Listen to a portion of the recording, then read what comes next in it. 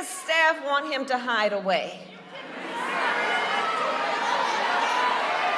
One must question, are they afraid that people will see that he is too weak and unstable to lead America? We can't stand you. You're a shit vice president. The worst. You're the worst vice president. Kamala, you're fired. Get the hell out of here. You're fired. Get out of here. Hoy el profesor Vicent Navarro ha publicado un extenso artículo en Diario Red en el que analiza los límites de la democracia estadounidense. Permítanme que comparta algunas partes con ustedes.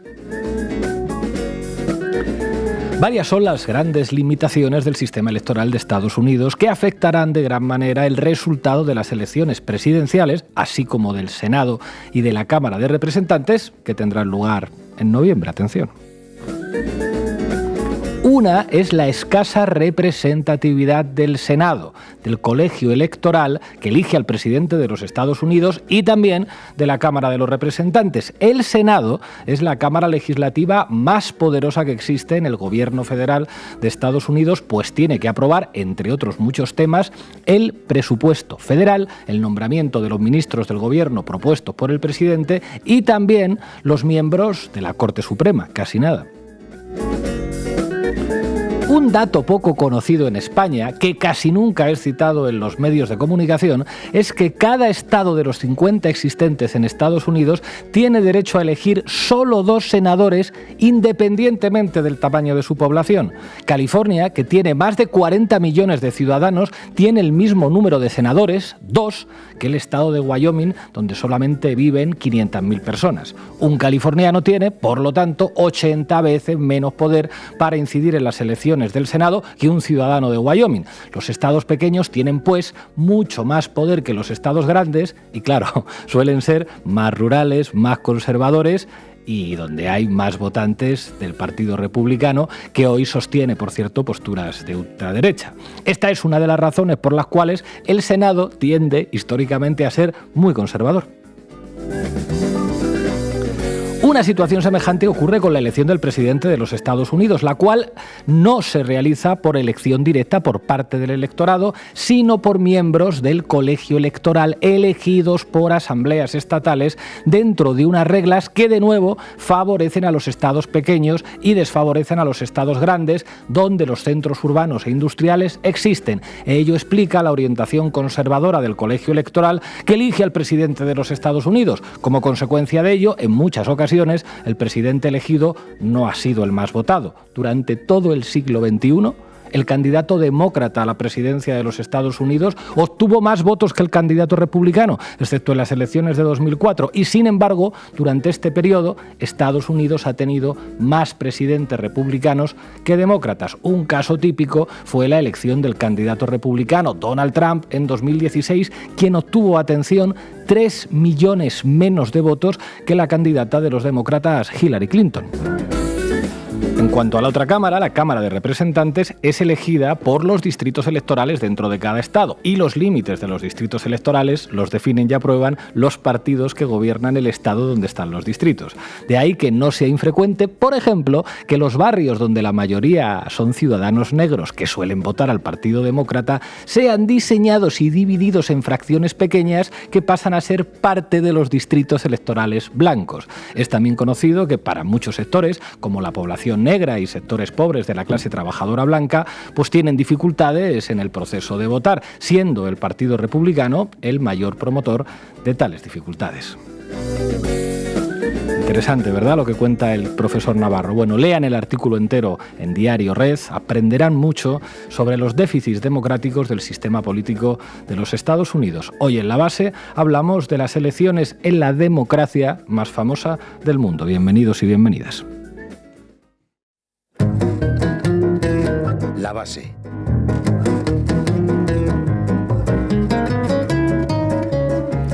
Hoy en La Base hablamos de unas elecciones por desgracia, no solamente cruciales para los ciudadanos de Estados Unidos, sino para los ciudadanos del conjunto del planeta Tierra.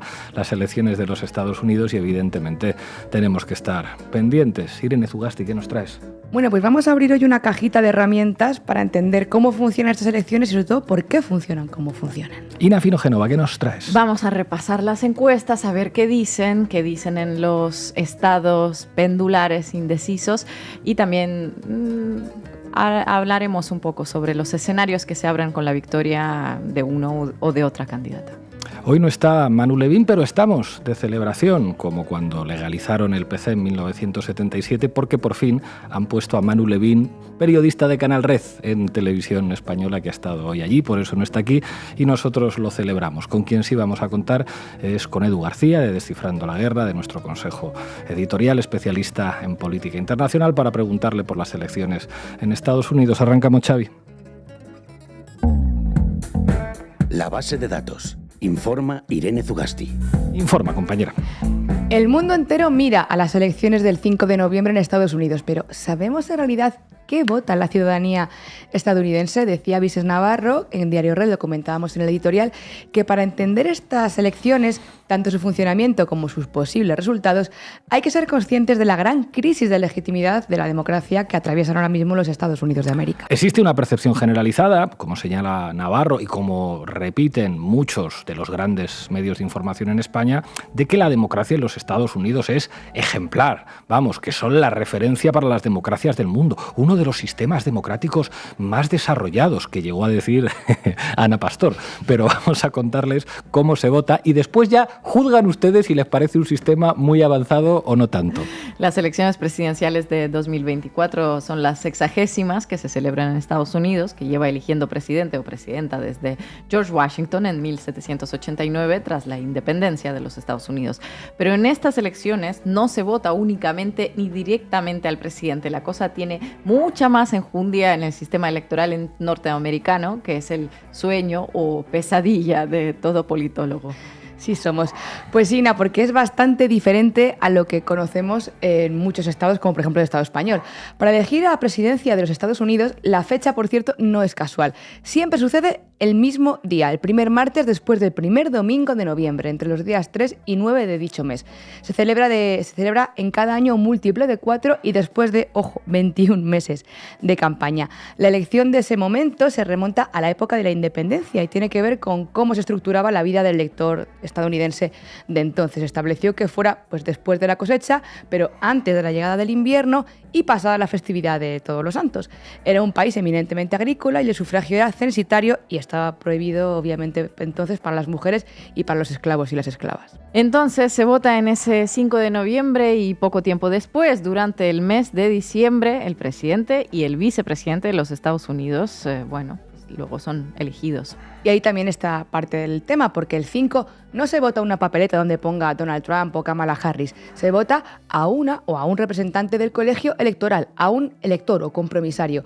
Trump o Harris serán elegidos a mediados de diciembre por el voto de solo 538 ciudadanos o ciudadanas, que son esos electores, esos compromisarios del colegio electoral. Es decir, que en realidad el voto se decide por un sufragio indirecto, donde la elección del presidente se decide con los votos del colegio electoral, porque el colegio electoral no es un lugar, es un sistema.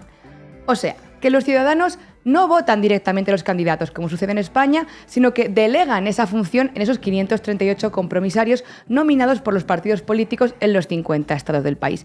¿Y por qué son 538 compromisarios? Bueno, pues que este es el número equivalente a los congresistas de las cámaras de representantes, que son 435, más los legisladores y legisladoras del Senado, que son otros 100, más los 3 delegados aparte que aporta el Distrito de Columbia, que es la capital federal, Washington. Entonces, aquí se aplican las matemáticas. Harris y Trump necesitan una mayoría de 270 votos para ganar las elecciones. Pero ¿de dónde salen estos compromisarios? Pues de acuerdo con el Estado y las normas de los partidos, se eligen o bien durante las elecciones primarias o durante los caucus, que pueden ser abiertos, donde cualquiera puede votar, o cerrados, o una combinación de ambos. Y ahí es donde entra en juego toda la maquinaria financiera de los partidos en cada estado. El poder de los donors, de los donantes, según los intereses que hay en cada territorio en pugna, y también del lobismo organizado, porque la financiación del proceso electoral, que es predominante predominantemente privada en Estados Unidos es una de las mayores causas de que esa democracia norteamericana sea, bueno, pues tan limitada. Por ejemplo, un ejemplo que ponía Vicente Navarro, el senador del Partido Demócrata, Joe Manchin, de West Virginia, que presidió la poderosa Comisión de Energía, nada menos, del Senado. Su campaña, bueno, pues siempre fue financiada por las industrias del carbón y del petróleo de su estado. Y lo mismo ocurriría, pues, por ejemplo, con la Comisión de Sanidad, que las grandes compañías de seguros sanitarios son las que ponen el dinero para muchos miembros de la Comisión de Sanidad, que se supone que es la que tiene que supervisar a esas empresas, a esas corporaciones o, bueno, a esos lobbies. Y estas donaciones, que en muchos países europeos serían consideradas como actos de corrupción, pues son legales en Estados Unidos. Combinen eso con el hecho de que por la misma razón se compran espacios mediáticos, para lo cual no hay ningún tipo de regulación como ocurre, por ejemplo, en España con la LORES, con la ley electoral. Tanto pagas, tanto espacio en la tele o en la radio, en los periódicos tienes, súper democrático. Por eso a veces los candidatos ganan la presidencia a pesar de no haber ganado el voto ciudadano. Vamos, que sí que es posible ganar las elecciones sin haber obtenido la mayoría de los votos a nivel nacional, solo por haberse impuesto en algunos estados clave. Esto ha pasado, de hecho, en 5 ocasiones en la historia de Estados Unidos, que quien ha llegado a la Casa Blanca no ha conquistado el voto ciudadano. Eso es lo que le ocurrió precisamente a Donald Trump en 2016, quien se proclamó ganador, a pesar de que obtuvo casi 3 millones de votos menos que su entonces rival, que era Hillary Clinton. En el año 2000, George W. Bush derrotó a Al Gore, a pesar de que este lo superaba en medio millón de voto popular. Y esto ha pasado también en otras 3 ocasiones, pero antes, en el siglo XIX. Así, ganar en uno de los 50 estados significa que el candidato se lleva todos los votos electorales de este, o sea, todos los votos que aporta en el colegio electoral. Por ejemplo, si un candidato gana el 50,1% de los votos en Texas, se le otorgan los 40 votos electorales de ese estado. El número de votos hasta 538 varía estado a estado, ya que se determina en función de la población, con un par de excepciones en Maine y Nebraska, donde los votos se reparten de forma proporcional. Así que no es una contienda nacional, se trata de una batalla electoral, estado por estado. Un ejemplo que poníamos antes, pues California cuenta con la mayor cantidad de compromisarios, 54, y mientras otros estados pues muy poco poblados como Wyoming, Alaska o Dakota del Norte o la propia capital del país, Washington DC, pues tienen solo 3 compromisarios. Si hubiera empate, es decir, si los candidatos están igualados en número de votos en el colegio electoral, los grandes electores, la Constitución establece que es la Cámara de Representantes, la Cámara de Baja del Parlamento estadounidense, es la que elige al presidente y que también se elige ese mismo día. Eso se llaman elecciones contingentes, aunque esto solamente ha ocurrido una vez, allá por el año 1824. Y claro, algunos os preguntaréis entonces, ¿los miembros de la Cámara Baja se eligen también ese día? Pues como ha dicho Pablo, sí, porque cumplen mandatos cada 2 años. Es decir, que los 435 miembros de la Cámara de Representantes, la Cámara Baja, se eligen durante las elecciones intermedias y también durante estas elecciones presidenciales, al igual que los miembros del Senado, que también se van renovando por tercios durante esas midterm elections que ocurren cada 2 años. Por cierto, los grandes electores, esos que salen del colegio electoral, no tienen obligación de ser fieles al voto popular, pero es muy extraño que no lo respeten.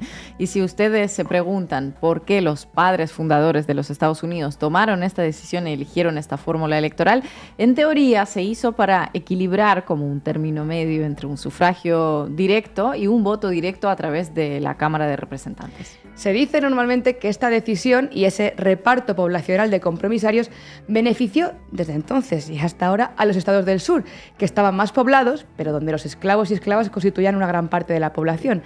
Obviamente ellos no podían votar, pero como se les contaba, como parte de ese censo poblacional, eso dio a los estados del sur, conservadores, una influencia muy grande.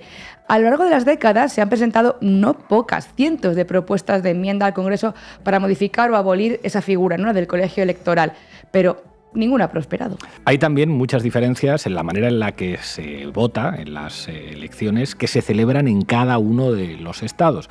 De esta manera, a veces cambian las papeletas, el número de días en los que se puede votar anticipadamente o en la manera de articular o definir los requisitos de votos. De hecho, ya más de 21 millones de estadounidenses han votado en algunos estados, ¿verdad? Y otra clave, donde los candidatos centran la campaña son los llamados swinging states, los estados péndulo, que son esos que varían su voto frente a una mayoría de estados que casi siempre pues votan lo mismo. Por ejemplo, tenemos los estados rojos, ¿no?, que siempre votan republicano, no se confundan con otro tipo de rojo. Texas, Utah, Alaska, los estados azules, que son los que tradicionalmente votan demócrata, Massachusetts, el Distrito de Columbia, Washington DC, vaya, que es la capital federal. Y para este 2024, los principales estados en disputa, los swinging, los también llamados púrpura, son Arizona, Carolina del Norte, Georgia, Michigan, Nevada, Pensilvania y Wisconsin. Por ejemplo, en Michigan, donde se concentra el mayor número de población árabe americana, el discurso sobre Gaza tiene peso. En Wisconsin, donde participan más jóvenes menores de 25, los temas clave para convencer a los indecisos vuelven a ser la economía, dada su tradición industrial. Los obreros también tienen aquí gran relevancia. El aborto y la inmigración, un asunto candente en un estado en el que casi el 80% de la población es blanca, de los menos diversos del país.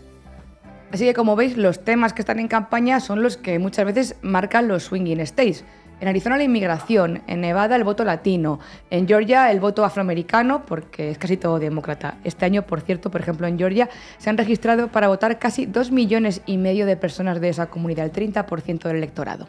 Y aquí, de nuevo, hay trampa, porque los límites de los distritos electorales los definen y aprueban los partidos que gobiernan el estado donde están los distritos. De ahí que, casualidad, los barrios de mayoría afroamericana, como decía Navarro, que votan demócrata normalmente, son diseñados y divididos en fracciones pequeñitas que pasan muchas veces a ser la parte minoritaria de los distritos electorales blancos. Y otra trampita aquí, lo fácil y difícil que te lo ponga tu estado para acceder al derecho al sufragio, porque para votar es obligatorio registrarse, de ahí la campaña de movilización previa para que la gente se registre y tenga derecho a votar. Esa es la que tiene mucho peso, ese vote, ese voto cultural, como por ejemplo ese famoso tema con Taylor Swift, cuando moviliza el voto joven y registra decenas de miles de votantes a través de redes sociales en una sola noche. Así no se puede hacer un voto de última hora, salvo en Dakota del Norte, que no requiere registro. Y en un país donde no existe un DNI, un documento de identidad, la alternativa pues puede llegar a ser el carnet de conducir o el pasaporte. Pero claro, como no todo el mundo conduce ni viaja al extranjero, algunos estados aceptan, por ejemplo, pues un extracto bancario o una factura domiciliada como forma de identificarse. Pero esto implica, claro, que hay una brecha real en el acceso a este derecho al voto. ¿Sobre todo para quién? Pues para la población migrante. Y esta limitación es crucial, porque muchos sectores, como la población afroamericana y sectores pobres de clase trabajadora blanca, tienen muchas dificultades en el proceso de votación, siendo el Partido Republicano el mayor promotor de tales dificultades, porque los pobres, los negros, les votan menos. ¿Por qué será? De hecho, hay un estudio del Brennan Center que apunta que la brecha de la participación del electorado negro y el electorado blanco en los Estados Unidos pues disminuyó después del movimiento por los derechos civiles de los años 60, pero que en los últimos 10 años esa tendencia se ha revertido en la población afroamericana. La población afroamericana vota 16 puntos menos que la población blanca en 2022 en las midterm, o que la latina, que también vota 22 puntos porcentuales menos, participa 22 puntos menos que la población blanca en esas últimas elecciones. Es decir, que pese al récord histórico de las últimas elecciones presidenciales, que cosecharon un 66% de participación, hay un tercio de abstencionistas en Estados Unidos que quizá no lo sean, porque puede que entre ellos se encuentren personas que asumen barreras para poder votar. El registro previo, la complejidad burocrática, el miedo a que la información personal sea compartida con la administración, la desconfianza en este sistema, pues no es de extrañar cuando la deportación de migrantes es un tema candente de la campaña. Así es lógico que muchas personas eviten cualquier interacción con las bases de datos gubernamentales que les pueda exponer pues inadvertidamente a ellas o a sus familias a ese riesgo de ser deportadas. Y esas no son las únicas limitaciones. Como hemos dicho antes, en noviembre también se renuevan los 435 escaños de la Cámara de Representantes. Los mandatos de los representantes son de 2 años y 1/3 de los 100 escaños del Senado. Y Navarro aporta datos interesantes también en términos de representatividad, porque hay una brecha clara de género, de raza y de clase, que diría Angela Davis. El número de políticos racializados, así como el número de mujeres en Senado y Cámara de Representantes, está muy por debajo de lo que realmente correspondería a la población, al tamaño real de esos grupos poblacionales. Y además, si miramos hacia la estructura social de los Estados Unidos, solo un 1% de la población pertenece a esa clase empresarial, a esa corporate class, Luego hay una clase media alta, un 19%, que es, digamos, los trabajadores de cuello blanco, y una clase media baja, que es otro 28%, y una clase trabajadora, que es un 52%, según el sociólogo, que incluye pues, trabajadores manuales, de servicios, de comercio y del campo. Bueno, pues esa corporate class, ese 1%, constituye el 70% de los miembros del Consejo de Ministros, el 60% del Senado y un 44% de la Cámara de Representantes. La clase media alta, pues igual, 30% del Consejo de Ministros, 38-48% del Congreso y Senado, y esa influencia empresarial ha ido creciendo en los últimos años. Creciendo, por supuesto, en detrimento de los derechos de esa clase trabajadora y de una desigualdad que cada vez se intensifica más. Las rentas del trabajo, como porcentaje de la totalidad de las rentas, descendieron en Estados Unidos desde los 80 hasta el 2020 del 70 al 65%. Y lo mismo, bueno, pues la capacidad adquisitiva de esa clase trabajadora. El Senado también tiene una escasa representatividad, como decíamos, pese a ser la Cámara Legislativa más poderosa, la que aprueba el presupuesto, nombra a los ministros y a los miembros de la Corte Suprema. Hay 2 senadores por estado en la Cámara Alta, como decíamos, independientemente de la población de cada estado. Como decíamos, valen igual los 40 millones de californianos que el medio millón de habitantes del estado de Wyoming. Y aunque no lo lean en muchos medios, ese 5 de noviembre hay otras decisiones muy importantes que tomarán en muchos estados, definiendo cargos de mucha relevancia. Por ejemplo, 11 estados eligen a su gobernador y a su asamblea legislativa. También pueden votar para aprobar o rechazar leyes y propuestas. Por ejemplo, en Texas se eligen miembros del Consejo del Condado, funcionarios ejecutivos o funcionarios judiciales, jueces estatales o locales. Recuerden cuando Shane Baum dijo esto y muchos se le echaron encima. Así que apunten en el calendario no solo ese 5N, sino también después, el 17 de diciembre, que será cuando los electores de cada colegio electoral de cada estado se reunirán y emitirán su voto a favor del vicepresidente y del presidente o presidenta de los Estados Unidos. Luego, el 6 de enero de 2025, el Congreso recibirá los votos electorales de cada estado y anunciará quién ocupará la Casa Blanca durante los próximos 4 años. Y finalmente, el 20 de enero de 2025 se celebrará la ceremonia de investidura del presidente de los Estados Unidos in the White House. Esperamos que esta caja de herramientas que ofrecemos hoy les sirva para entender un poquito más quiénes juegan en realidad la carrera a presidir los Estados Unidos, que, como dice Vicent Navarro, contradiciendo a Ana Pastor, a Ferreras y a Domènech, son en realidad uno de los países menos democráticos entre los países democráticos en los 2 lados del Atlántico Norte. Gracias, Tugasti. But if they come back into our country, it's an automatic 10 years in jail with no possibility of parole. 10 years. And if that doesn't work, it'll be 20 years. And if that doesn't work, I guess it's going to be the death penalty, right? The death penalty. And I'm hereby calling for the death penalty for any migrant that kills an American citizen or law enforcement officer. Ina Finogénova, adelante. Vamos. ¿A qué me invitan? El análisis internacional de Ina Finogénova. Menos de 2 semanitas quedan para las presidenciales en Estados Unidos y las encuestas presentan un panorama muy ajustado. Hay una rivalidad máxima en los estados péndulo, de los que ya nos habló Sugasti. La victoria de una o de otro candidato dependerá directamente de los resultados de la votación en 7 estados clave: Pensilvania, Nevada, Arizona, Michigan, Carolina del Norte, Wisconsin y Georgia. El modelo 538, que recoge todas las encuestas junto con el voto histórico y los datos económicos y sociales de cada estado, muestra que ahora mismo el resultado es incierto en 5 de los estados péndulo y muy ajustado a favor de Donald Trump en otros 2. El estado que aparentemente tendría la última palabra es Pensilvania. De momento, Trump encabeza las encuestas en ese estado por un margen muy estrechito. Tiene allí un piso de votantes de zonas rurales que volverá a votarlo una vez más, y si Harris pierde Pensilvania, que elige a 19 electores, tendría que ganar o bien en Carolina del Norte o bien en Georgia, estados que elegirán a 16 electores cada uno. ¿Y qué dicen las encuestas sobre las posibilidades en esos estados? Cuéntanos. Bueno, de momento allí también, en esos estados, Trump adelanta a Harris por un margen muy estrecho. Y eso que en las encuestas Harris sigue situándose con una ventaja de menos de 2 puntos, eso sí, frente a Trump. Ha ido ascendiendo en los sondeos desde que Joe Biden se bajó de la carrera electoral, pero Donald Trump se le va acercando a un ritmo pues cada vez más acelerado. Si hace unas semanas le separaban 3 puntos de diferencia, hoy la distancia es de 1,7 puntos. Sí, esas encuestas del voto popular. En estas elecciones muy probablemente puede darse la circunstancia de que Kamala Harris gane el voto popular, pero Donald Trump se imponga al hacerse con la mayoría de los votos de los electores. Esto, como ya hablamos, sucedió precisamente en 2016, cuando la candidata demócrata Hillary Clinton superó en 2,8 millones de votos a Trump, pero fue este último el que acabó gobernando. O en las elecciones del año 2000, cuando se impuso un tal George Bush, hijo, con todo lo que ello significó para el mundo entero. Meses después, se impuso el número de electores, pese a que el candidato demócrata Al Gore sacó 500.000 de votos más. ¿Se acuerdan del pobre Al Gore? Nada menos. Así que, teniendo en cuenta estos factores, los dos candidatos están apostando fuerte todas sus fichas por Pensilvania, echando toda la carne a ese asador. Para nada en el sentido figurado. Vean a Donald Trump ayer haciendo campaña electoral en ese estado. Vamos, Xavi. Tight.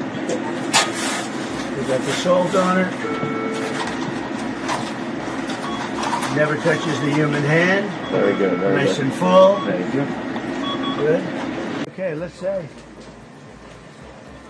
You believe this? Donald Trump. Oh, hold on, Trump. I'm allowed to do that, right? Yeah. Huh? Let's check and make sure it's Okay. everything you said it would It be. better be. It's going to be the best you ever. I made it myself. You're the man. Make America That's great. it, right. Thank you, man. Thank you. Thank you. Have a good time. Have a good time. That's great, isn't it? How cute is it? Ahí le tenéis sacando papitas fritas del horno en un McDonald's en Pensilvania. Bueno, un pronóstico electoral de The Hill también se inclina por una victoria ajustada de Donald Trump. A día de hoy le otorgan un 52% de posibilidades de ganar frente a un 42% de Kamala Harris. Más allá de las encuestas, ¿podemos hacernos ya una idea de lo que puede significar la victoria de cualquiera de los dos para nosotros, los mortales por el mundo que no podemos votar en esas elecciones, pero nos afectan? Nos afecta. Primero habría que destacar varios ejes. Genocidio israelí en Gaza, ¿qué cambia con Trump o con Harris? Guerra en Ucrania, confrontación con China también, relaciones con América Latina. ¿Quién es mejor para la región? Algunas preguntas tienen respuestas más claras. Kamala Harris parece mejor para América Latina que Donald Trump. No ayudará, pero no parece estar empeñada en hacer todavía más daño de forma tan intencionada como lo ha estado haciendo Trump en su época de presidente. Para los gazatíes no parece que vaya a cambiar nada con Harris, por mucho que los demócratas se empeñen en convencer a los votantes indecisos de lo contrario. Hemos hablado ya varias veces de todo el apoyo que la candidata racializada y mujer le ha manifestado a Israel sistemáticamente, así como de sus aportes a que las ayudas al régimen de Netanyahu sigan fluyendo sin cortapisas. A lo largo de este año, Estados Unidos pudo haber hecho muchas cosas para parar a Israel. Por ejemplo, pues no entregarle miles de millones de dólares adicionales en dinero y armamento, no vetar resoluciones de las Naciones Unidas que pedían pausas humanitarias o ceses temporales del fuego, o, bueno, pues si me apuráis, amenazar a Netanyahu con romper el memorando de entendimiento que firman con su país cada 10 años y que le garantiza a Tel Aviv ayudas millonarias para la defensa. No hicieron nada, salvo, eso sí, acompañar a Netanyahu con una cara de póker y de incomprensión, de la que tenemos que concluir que lo que pasa es que no pueden hacer nada con Bibi Netanyahu. Bueno, si gana Trump, el flujo de dinero y armas seguirá su curso, pero sin maquillaje, con toda la retórica trumpista en apoyo al sionismo y a los ultras que sueñan con el gran Israel, como, sin ir más lejos, el yerno de Trump, Jared Kushner. Y si gana Trump, la situación en Oriente Medio le desviará de otro escenario de guerra, el de Ucrania. El de Ucrania. Ayer les hablamos de las predicciones que daba Bloomberg y que eran bastante contundentes. Si gana Trump, Ucrania está acabada, dijo. Le Monde informaba esta semana de que Estados Unidos estaría dispuesto a invitar a Ucrania a formar parte de la OTAN en caso de victoria de Harris, aunque el propio periódico advierte que países como Alemania, Hungría o Turquía podrían obstaculizar su integración en la alianza. De todas todas maneras, la administración demócrata, en caso de que gane, no parece que vaya mucho más allá de gestos en su apoyo a Ucrania. No parecen interesados en mantener la fase caliente de la guerra por mucho más tiempo. Por un lado, porque la situación en Oriente Medio es prioritaria de momento, y por el otro, porque ya nadie baraja en serio el escenario de una victoria ucraniana. Nadie, salvo Zelensky y los que le ayudan a trazar sus planes. Todo esto se puede deducir incluso por el tono de la maquinaria mediática. De presentar una guerra en Ucrania como una guerra existencial, pasaron a barajar las posibilidades de un armisticio a cambio de territorios. En ocasiones parece que queda poco para que la cataloguen como un conflicto en el espacio postsoviético, sin más. Trump, a su vez, ha insistido muchas veces en que la guerra en Ucrania debe terminar y que él la solucionaría con un telefonazo. De nada, en un momentico así. De ahí, sabiendo que se trata de un empresario, a ver qué dice si echa cuenta sobre las ganancias del complejo militar industrial estadounidense y de los recursos ucranianos que Zelensky invitó a Washington a proteger, con todas las comillas. Y finalmente vamos a hablar del eje latinoamericano. Aquí sí que las diferencias pueden llegar a ser notables. Solo hay que repasar las decisiones de Donald Trump, presidente, entre 2016 y 2020. Hay dos claves: el comercio y la migración. Trump, con su lema America First, puede generar obstáculos para el flujo comercial con países de América Latina.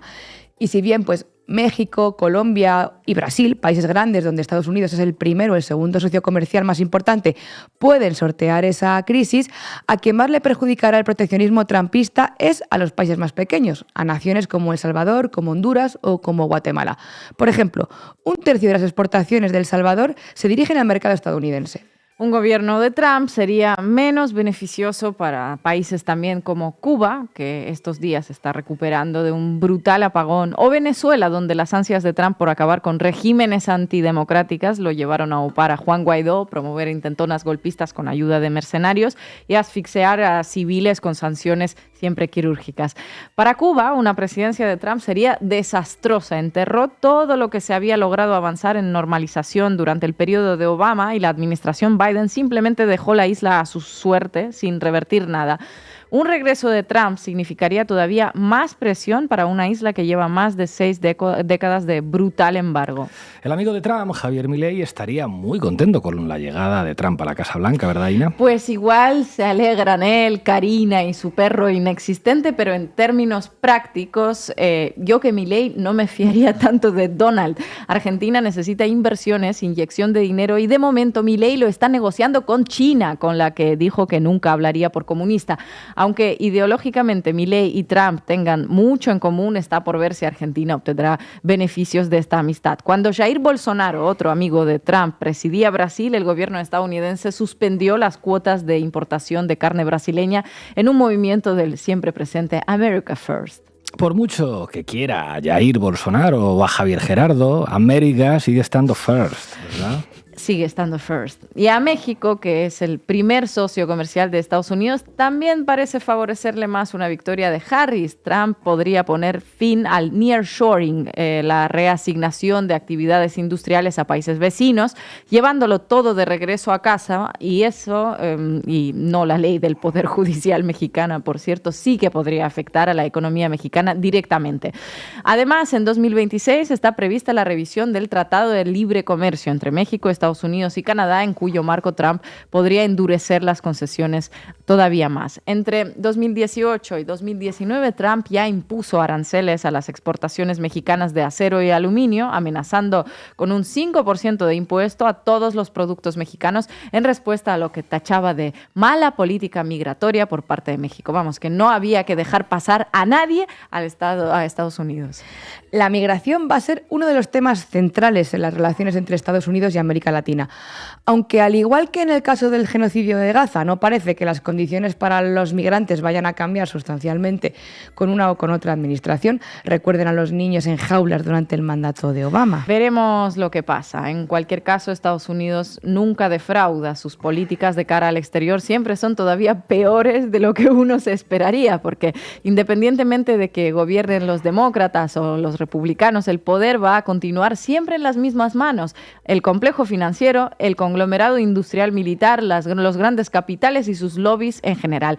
Ellos son los que financian las campañas de los políticos, los que les pagan y los que van a decidir qué guerras hay que iniciar, cuáles continuar y qué otras detener, y qué países hundir y a cuáles tolerar cualesquiera que sean sus guerras, violaciones de los derechos humanos o comportamientos antidemocráticos. Es el mundo que nos ha tocado vivir y hasta que en Estados Unidos no se dé una revolución democrática no va a cambiar. Por ahora el sentido de su voto va en la dirección estrictamente contraria hacia la revolución ultraconservadora y neoliberal. Gracias, compañera. I'm a gun owner. Tim Walz is a gun. know that. If And I thought somebody that was breaks in powerful. my house, they're getting shot. Sorry. Yes, I hear that. I hear that. Probably should not have said that.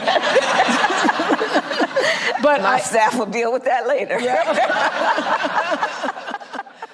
Son graciosísimos, ¿eh? Una cosa tremenda. Los americanos demostrando espontaneidad en directo. En fin, hoy nos acompaña Edu García, de Descifrando la Guerra, del Consejo Editorial de Canal Red. Muchísimas gracias por atendernos una vez más, compañero. ¿Qué tal, Pablo? ¿Qué tal? ¿Cómo estáis? Te quiero preguntar, en el escenario internacional, fuera de los Estados Unidos, a tu juicio, ¿quién está, por un lado, más preocupado de que gane Biden y quién está más preocupado de que pueda ganar Trump? Bueno, empiezo por lo segundo. Si gana Donald Trump, habrá algunos cambios en algunos escenarios. Por ejemplo, Trump mantendría sin ninguna duda el lineamiento de los demócratas y que él previamente como presidente también había mantenido en relación al Asia-Pacífico, ya lo sabemos, tomar posiciones estratégicas allí y seguir presionando a China en escenarios como el taiwanés. Pero más allá de ese escenario, que es el prioritario para los dos partidos en Estados Unidos, los dos grandes partidos en Estados Unidos, sí que haría algunos cambios que preocupan a algunos actores. En primer lugar, una probable victoria, una posible victoria de Trump el 5 de noviembre debería preocupar sin ninguna duda a las izquierdas en América Latina, porque, por supuesto, durante la administración Biden, Estados Unidos ha mantenido la política relativamente injerencista y, sobre todo, en términos económicos, una política marcadamente imperialista, ¿no? Pero una victoria de Donald Trump revertiría la situación y, sobre todo, en términos diplomáticos, políticos e ideológicos, sería un impulso para la ultraderecha regional, la ultraderecha latinoamericana, en un contexto en el que ya viene surfeando una ola con gobiernos como el de Milei, recientemente el gobierno de Bolsonaro, o el intento de golpe por parte de la oposición en Venezuela. Es más, fue con Trump, justamente, cuando Estados Unidos puso encima de la mesa, llegó a estar la posibilidad de una intervención militar en Venezuela a través de Colombia. En un primer momento eso no debería estar encima de la mesa porque Petro todavía tiene a priori 2 años de mandato, pero una vez termine el mandato Petro, si la derecha colombiana vuelve al poder, por ejemplo, sería posible que un Trump presidente llegase a tomar medidas militares con respecto a Venezuela. O sea que tendría sin duda una proyección más dura, más contundente, más injerencista, incluso en algunos campos podría ser hasta militar en América Latina, y diplomática y políticamente sería un impulso para las ultraderechas. Y por supuesto también en Oriente Medio. Sabemos que el gobierno de Joe Biden ha sido uno de los gobiernos más sionistas, ya no solo del Partido Demócrata, que ha sido el más sionista de todos los presidentes demócratas, sino uno de los presidentes, uno de los mandatos más pro-Israel, más sionistas y además en un momento bastante duro de la historia de Estados Unidos. Bueno, Trump incluso redoblaría esa apuesta. O sea, si criticamos, y además con razón, que el gobierno de Biden y de Kamala Harris está siendo un soporte decisivo para que Israel cometa su genocidio en la Franja de Gaza y siga profundizando en la escalada regional en Oriente Medio, con Donald Trump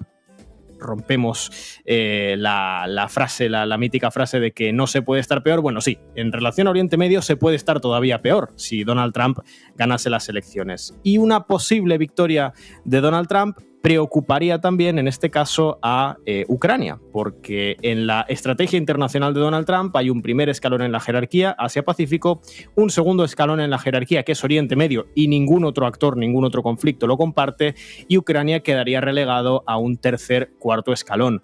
Por lo tanto, Ucrania debería estar preocupada en caso de que Trump ganase, y a la inversa, bueno, por ejemplo, Rusia debería tener preocupación en caso de que en las elecciones del 5 de noviembre los demócratas Kamala Harris logren seguir al frente de la Casa Blanca, entre otras cosas porque su estrategia de seguir utilizando al pueblo ucraniano como punta de lanza para el desgaste militar ruso podría llegar a condenar a través de la ayuda financiera, ayuda militar, ayuda logística, y ayuda armamentística a que la guerra en Ucrania se alargase unos cuantos años y la negociación se siguiera alejando. En términos de la Unión Europea, como le afecta directamente la cuestión ucraniana, pues depende cuál sea la perspectiva que se tenga sobre Rusia, debería preocupar uno u otro escenario. Con respecto a China, yo creo que más o menos lo ven idéntico, ¿no? Como digo, tienen la misma perspectiva respecto a ese pivot to Asia, esa centralidad que tiene que jugar la presión contra China en la política exterior estadounidense. Inicialmente parecía que Trump iba a ser más duro con la guerra comercial contra China, pero lo que hemos visto a lo largo del gobierno de Biden es que se han mantenido buena parte de la política de los aranceles e incluso en algunos campos se ha profundizado. Así que en el escenario chino, en principio, no debería haber grandes diferencias. ¿Qué tal, Edu? Pues yo te quería preguntar, pase lo que pase, al margen de cómo ese voto popular se traslade luego a los compromisarios, ¿no? Y a los colegios electorales, ¿el voto popular será de Kamala Harris? Bueno, lo que puedo anticipar es que lo que indican todas las encuestas es que será así, efectivamente. De hecho, los demócratas ya ganaron, por ejemplo, en voto popular en el año 2016. Desde luego, tal y como están las encuestas, si Kamala Harris no gana en voto popular, eso va a traducirse en una victoria muy contundente de Donald Trump en el colegio electoral. Ahora mismo, lo que indican las encuestas es una ventaja por parte de Harris de 2, 3, 4 puntos en términos de voto popular a escala nacional, así que a priori Kamala Harris eso lo tendría más o menos asegurado. Lo que pasa es que no importa absolutamente nada. Es decir, que Harris gane o no gane el voto popular no es relevante. Lo decisivo, como hemos dicho muchas veces, es cómo performe el Partido Demócrata y el Partido Republicano en esos 7 estados clave, en Arizona, Georgia, Wisconsin, Michigan, Pensilvania, Carolina del Norte y Arizona. No sé si lo había dicho ya, pero bueno, si performan bien ahí en determinados sectores socioeconómicos y en determinados sectores demográficos, van a ganar las elecciones. El voto popular está asegurado, como digo, con lo que nos indican las encuestas y los antecedentes de unas cuantas elecciones atrás en el tiempo. Desde luego, una victoria de Trump en el voto popular ya ni siquiera sería el titular, porque si eso ocurre será porque verdaderamente en el colegio electoral los republicanos habrían arrasado. Yo no es un escenario que descarte, pero desde luego sí sería una sorpresa. Diría que lo más probable es que Harris gane en el voto popular sin que ello necesariamente se traduzca en una victoria efectiva en el colegio electoral. Ina. Edu, ¿qué tal? ¿Cómo estás? Tal y como está la situación interna en Estados Unidos, ¿tú ves posible una repetición del escenario de la toma de Capitolio en caso de que Trump pierda? Nevada, por cierto, era el estado que me había olvidado antes. Bueno, no es descartable. El trumpismo desde el año 2020 ha sostenido la retórica del fraude electoral. Es decir, Donald Trump y el Partido Republicano saben que no hubo un fraude electoral en las elecciones de 2020, saben que perdieron las elecciones y sobre todo perdieron el colegio electoral y que por tanto la llegada de Biden a la Casa Blanca en el marco del sistema electoral tan particular que tiene Estados Unidos es una llegada al poder plenamente legítima, que cumple con la normativa. Ahora bien, el elemento o el peso de agregación política, agregación narrativa, agregación discursiva e incluso agregación identitaria que ha supuesto la retórica del fraude electoral en el electorado trumpista y muy en concreto en los sectores de la alt-right digital, de la derecha alternativa digital y del resto de sectores digitales de la derecha radical, pueden sin ninguna duda avivar la posibilidad de un nuevo asalto al Capitolio en caso de que los demócratas obtengan la mayoría de los compromisarios en el colegio electoral. Yo no lo descartaría. Creo que va a depender del margen de distancia que exista y va a depender también de qué legado quiera dejar Donald Trump. Donald Trump es consciente, o debería ser consciente, de que incluso con un asalto al Capitolio que sea más contundente en términos de convocatoria que el del año 2021, es imposible que se tome el poder por la fuerza con una institucionalidad tan firme como la de Estados Unidos, sobre todo en lo que tiene que ver con la represión interna y con el control político a la interna del país. No obstante, Donald Trump, si pierde las elecciones, tendrá que hacer un cálculo. Dejo mi legado aquí, acepto una derrota e incluso puedo llegar a sostener que las del 2020 sí fueron un fraude, pero las del 2024 no, y dejo un camino llano para que los sectores trumpistas del Partido Republicano sigan siendo la mayoría, es decir, le allana el terreno a J.D. Vance o a algún otro sucesor para el año 2028, o quizá calcula que para que su legado dentro del Partido Republicano siga firme tiene que profundizar, es decir, tiene que ir por la vía rupturista, tiene que sostener la retórica del fraude, tiene que generar un conflicto civil que casi con toda seguridad no sería próspero para la toma del poder por parte de los republicanos, pero sí podría ser próspero en términos de cálculo político, ¿no? De cálculo de agregación de identidades políticas. Y va a depender un poco del cálculo que él haga a la interna del Partido Republicano. No tanto a título personal, porque yo creo que es muy poco probable que Trump intente volver a presentarse a las elecciones en el año 2028. Tendría la edad que tiene ahora Joe Biden. Pero si él quiere dejar algún tipo de legado antiinstitucional, quiere que quienes le sigan dentro del Partido Republicano no solo sean trumpistas, sino que sean incluso iliberales, antiinstitucionales, entonces podría intentar azuzar eso, generar algún tipo de conflictividad social mayor, con mayor grado de agregación, de organización que la que hubo en 2021, porque además, como ya no tendría el peso de la historia de tener que presentarse en 2028, podría ser más contundente en la convocatoria. No lo descartaría, no lo daría por seguro, pero me parece un escenario posible.